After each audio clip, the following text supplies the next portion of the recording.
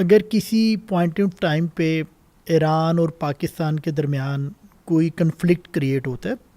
کسی بھی وجہ کی، کسی بھی ریزن کی وجہ سے کوئی کنفلکٹ کریٹ ہوتا ہے، آپ where will you be standing? دیکھیں، ہم پاکستانی ہیں، ہماری پہچان پاکستان ہے، اور پاکستان کا ہم پر حق ہے، اور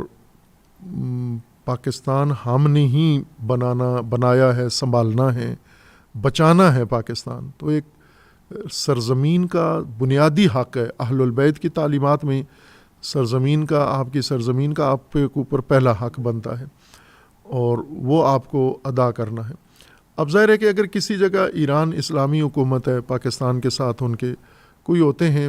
اختلافات ہوتے ہیں، تو ہماری تو کوشش ہوگی کہ یہ ختم کریں یہ اختلافات، اور ان کے درمیان ایک سمجھوتا، بھائی چارہ، اخوت ہو۔ لیکن کسی جگہ اگر دفاع کی بات آتی ہے تو ہم پاکستان کا دفاع کریں گے، ہم پاکستانی ہیں۔ جس طرح ایران نے ایران کا دفاع کیا ہے، بالکل صحیح، پاکستان نے نہیں کیا، جا کے ایرانی قوم خود کھڑی ہوئی ہے، ایرانی فوج کھڑی ہوئی ہے، ایرانی قیادت کھڑی ہوئی ہے، اور ٹرمپ اس نے کہا تھا صفحہ ہستی سے مٹانے آیا ہوں میں،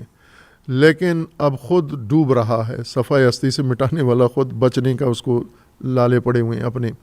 تو یہ ایک قوم کا اپنے وطن کے ساتھ، اپنی سرزمین کے ساتھ وفاداری ہے۔ تو میں سمجھتا ہوں کہ پاکستانیوں کو بھی اپنے وطن کے ساتھ ایسے ہی ڈیڈیکیٹ ہونا چاہیے، اور ہیں پاکستانی ایسے۔ جب بھارت نے حملہ کیا تو سب میدان میں آئے، اور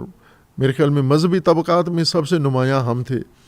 یہ ہماری مسجد جو تھی ایک پورا مورچہ بن گیا تھا، اچھا، اور ہمارے بچے، ہماری خواتین، پبلک ساری جمعے کی نماز پڑھ کے ہم نے باقاعدہ پریڈ کی،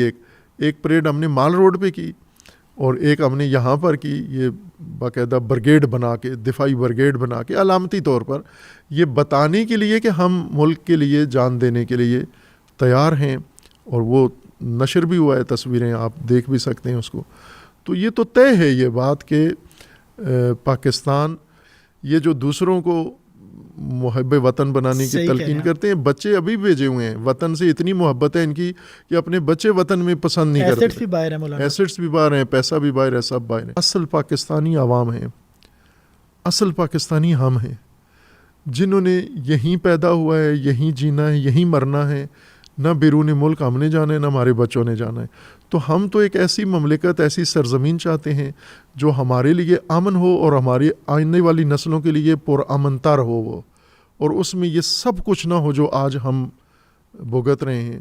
نہ یہ دفاعی طور پر غیر مضبوط ہو، غیر محفوظ ہو، اور نہ ہی کسی حوالے سے نہ امن ہو۔ یہ ہماری ترجیح ہے۔ اگر ہمیں موقع ملے پاکستان کی خدمت کا، تو یہ جو آرزو ہے یہ پہلی ترجیح ہوگی ہمیں، چونکہ سیاسی لوگوں نے تو ثابت کر دیا ہے کہ وہ یہ نعرے لگاتے ہیں لیکن کر نہیں سکتے۔ یہ مذہبی طبقہ اقتدار میں آنے تک یہ باتیں کرتا ہے، اقتدار میں آ کے پھر انہی کے ساتھ وفادار ہو جاتا ہے، اتحاد بنا لیتا ہے۔ لیکن ایک دفعہ امام حسین علیہ السلام کا راستہ پاکستان میں آزمانے کی ضرورت ہے، اپنانے کو، اور میرے خیال میں اچھا نتیجہ نکلا۔